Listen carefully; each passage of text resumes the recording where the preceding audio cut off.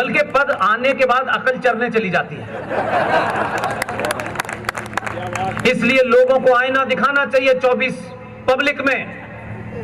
जो लोग गुपचुप मंत्री बनने के लिए परेशान हैं, उस लाइन में मैं नहीं हूं। इसलिए इस सभा में भी और वहां लखनऊ के अंदर एक उप मुख्यमंत्री बैठे थे,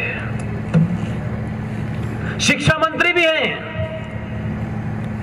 मुझे पता चला बाद में, वहां से आने के बाद बहुत तकलीफ है उनको। मैंने कहा कि मुझे माफ करें,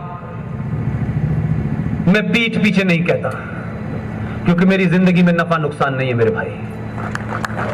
मैं नुकसान करके आया हूं, इसलिए मुझे कोई किसी पे एहसान नहीं कर रहा। पूरे देश में लोग बुलाते हैं, अपनी बातों को तथ्यों पर रखता हूं। मेरी बातचीत में किसी सत्ता के सुख प्राप्त करने की बू नहीं आती है। जिस दिन भी लगेगा उसी क्षण छोड़ दूंगा। वो खड़े हुए और उनको लगा कि यहां प्रदेश की राजधानी में हूं मैं, डाइस पे सभी लोग बैठे हुए हैं, क्योंकि नेता 4 बैठ जाते हैं डाइस पे, तो बाकी लोग ऐसे सर झुका के बात करते हैं, लगता है पता नहीं सारी सत्ता यहीं बैठी हुई है, ये हमारे भाग्य बिताता है। उठे और एक झूठा भाषण देना शुरू कर दिया, वो भी मेरे सामने। और उन्होंने क्या कहा मैं बताता हूं, ताकि उनकी तकलीफ अगर बढ़ गई है तो बढ़ी रहे, ताकि जीवन में ये गलती न करें। इसलिए मैं पहले कह रहा हूं, सरकार को अपना काम करने की आजादी है।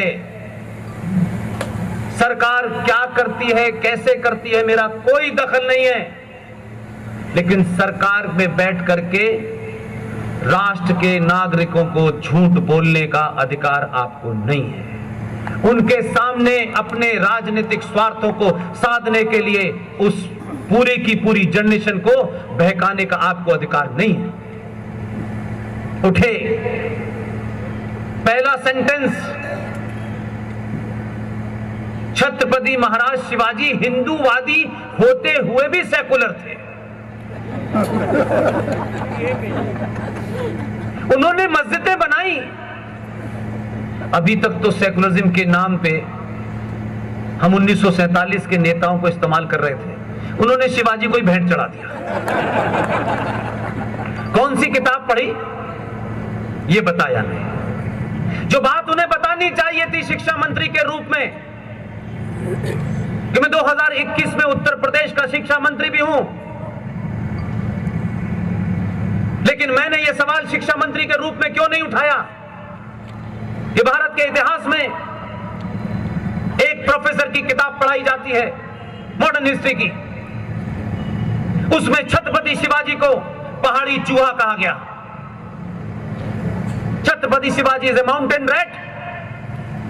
अगर ये वो बात कहते तो हजारों राष्ट्रवादियों को पता चलता कि उनके दुश्मन कहां हैं। इसलिए ये नहीं कहा उन्होंने, बहुत कुछ कहा। फिर तो आप मुझे जानते हैं, बगैर माइक के भी मैं इतनी स्पीड से बोला। मैं जब आ गया लखनऊ के बाद तो लोगों को कहा उन्हें तकलीफ हुई है। मैंने कहा ये तकलीफ इस राष्ट्र को बचाने के लिए जरूरी है। मैं अगली जनरेशन के सामने झूठा नहीं बनना चाहता, क्योंकि नेताजी का कद बहुत बड़ा है, नेताजी राष्ट्र से बड़े नहीं है। इसलिए मैं कहता हूं, पूरी शिद्दत के साथ, पूरी ईमानदारी के साथ, तथ्यों के साथ अपनी बात रखिए। दुनिया में कोई आदमी थोड़ी देर के लिए नाराज होगा, लेकिन पीठ पीछे कहेगा कि बात उसकी मुझे वक्ती तौर पे बुरी लगी, लेकिन मेरी बीमारी के बारे में सही पता के क्या है।